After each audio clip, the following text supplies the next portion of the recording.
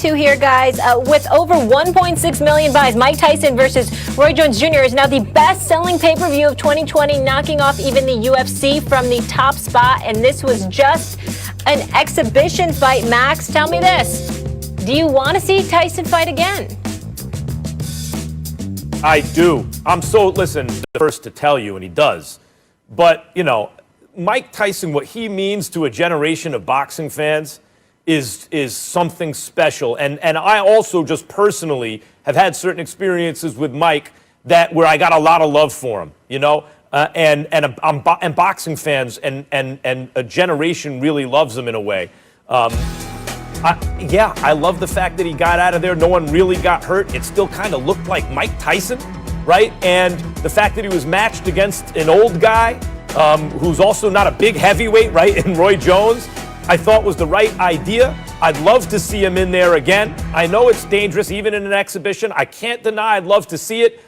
Stephen A., as long as they don't put him in with Holyfield. I do not want to see, don't put Mike in with Evander. I've seen that enough. But I'd love to see it matched against the right opponent. I can't deny I would pay for it again.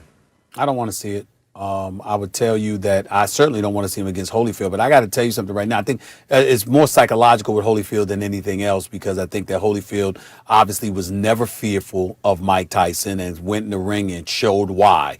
I love Mike Tyson. I love what he's done for the game of boxing, and we were actually wrong. The number wasn't 1.4 million pay-per-view buys, Max Kellerman. It was 1.6 million. So, at age 54, it's phenomenal, absolutely phenomenal what we saw from Mike Tyson. But I prefer to see the Mike Tyson and remember him for what he was. Remember how menacing he was, how sensational he was, how fast he was, those body shots, the power in both hands.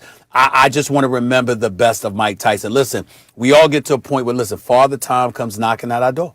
And we just ain't what we used to be anymore. And even though at 54, he is better than most of the planet, considering how he got himself in shape to the fighting weight the guy was damn near the weight that he was when he was fighting in his heyday, for crying out loud. Major, major props to him. All I'm saying is that, still when he got in the ring, he was 54 years old. And so for me, I just don't prefer to see that. If he needs the money, then more power to him. I'll support him because I love the guy. And he got in shape and didn't cheat us. But I just say to you that I prefer to see Mike Tyson from his heyday. Well, Mike is raising money for charity. I agree. I got it. I understand that. I just prefer to see Mike Tyson from his younger days as opposed to in his 50s. That's all. Nothing negative. Listen. It's my preference. I don't want to see Mike again, but if he do it, I'm paying for it. Yeah. And I think for me, I think for me, it's just one. It's a level of respect. The fact that Mike Tyson is actually going back into the boxing ring. Hey, I got to be honest with both of y'all, my brothers on here. I was excited as hell when Mike Tyson decided he was gonna go do an exhibition match, but I also was scared. I also was a little bit worried about what could transpire if somebody got caught the wrong way, especially with Roy Jones Jr. And I'm looking at Evander Holyfield at 58 and Mike Tyson at 54. And I believe Mike is just built differently than everybody else. Even from a psychological standpoint, if you listen to Mike leading up to that fight, this fight for Mike was about proving to himself that he could train and do it again. And Mike Tyson, to me, listen, I remember hearing this slogan, and I'll never forget it for the rest of my life, guys. When Mike was young, I heard somebody say, it's like a pit bull that's off the leash. And I do not think that Mike Tyson at times in that ring against Roy Jones Jr., I thought he kind of went back to Mike Tyson and if he would have caught Roy Jones Jr. with one of them throws, it would have been good night, Irene. And then we'll all be sitting here talking about, I ain't paying for another damn thing to see a man get down there killed in the ring. Stephen A. You remember when he said, "Hold"? This is why. He was dancing, and then I said, "You know what? I'm gonna get him. I'm gonna get him." Stephen A., this is why you said you don't want to remember him as a 54-year-old. You said you didn't want to remember his 54-year-old. If you squint, it kind of still looked like Mike. That's why I want to see it again. Nothing but respect. He kind of still fought like Mike. Max, he had the little hip throw when he turned on Roy Jones. I thought it was over. Kind of inspiring. Good to get him. And he's heading back to the ring. Say what? on February 20th for an exhibition match against YouTube personality Logan Paul. Now, Logan is the brother of Jake Paul, who most recently knocked out former NBA player Nate Robinson on the undercard of the Mike Tyson Roy Jones Jr. exhibition. Oh, Max. What is going on? Well, Floyd Mayweather figured out a long time ago that the best thing a fighter can do for himself is flip the paradigm. What do I mean by that? For years, for really the history of boxing, the basic paradigm is this: fans and networks exploit fighters. Right? We want to see them in great fights. What does that mean? It means we want to see them tested. What does that mean? It means we want to see them hit and hurt. And how do they respond? And can they dig deep and overcome and make great action fights, right? That's what we want to see. Floyd was like, well, actually, from the fighter's point of view, my best interest is take minimal risk, maximum reward, not get hit, get out with all my money and all my marbles, right? Like, that's in the fighter's best interest. Fighters and fans' interest diametrically opposed. And so what Floyd figured out after a while, for example, with Pacquiao, Stephen A., is I don't have to fight this dude at the height of his powers. I can wait. Okay, I'll fight him now. Now there's pent-up demand. I'm going to make 5 times more than I would have made back then to fight a guy who's not as dangerous as he was back then. That's smart. And then what he realized is, wait a minute, because Conor McGregor's rise, I don't even have to fight fighters, boxers.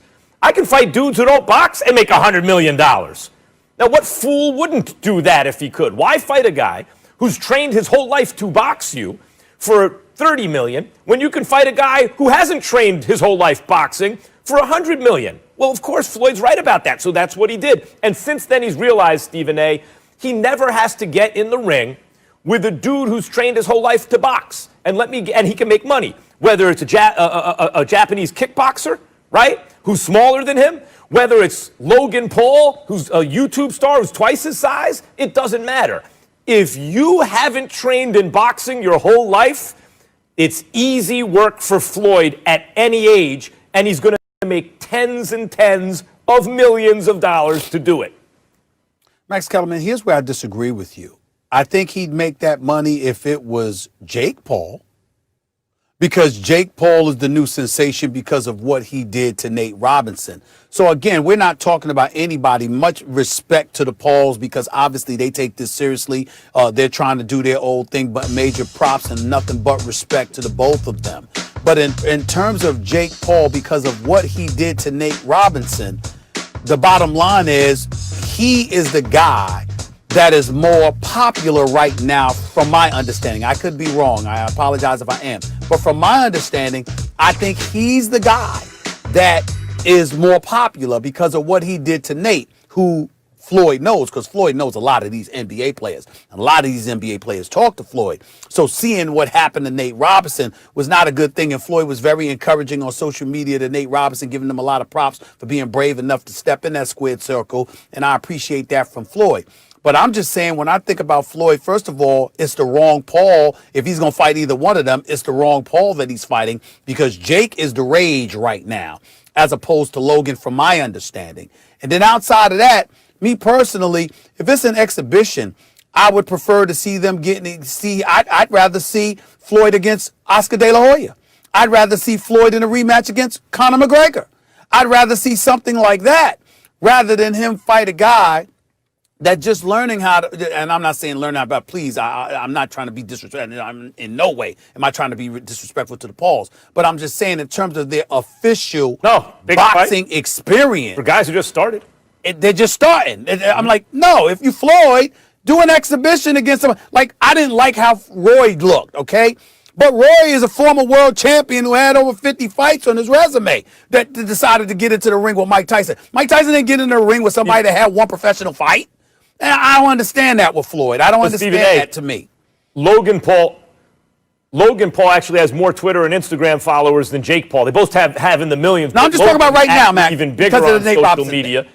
Yeah, I'm just talking about because of Nate Robinson. Sure, but maybe Floyd's looking at Jake like, maybe Floyd's looking at them like, Jake is going to be a little harder. Logan will be like, who knows? The point is, he is going to go make a big event and make many millions of dollars for boxing a guy who hasn't been boxing his whole life. He's figured that out. He could do that till he's 75 and make money every time. By the way, Mike and Roy just moved 1.4 million pay-per-views. 1.4 million.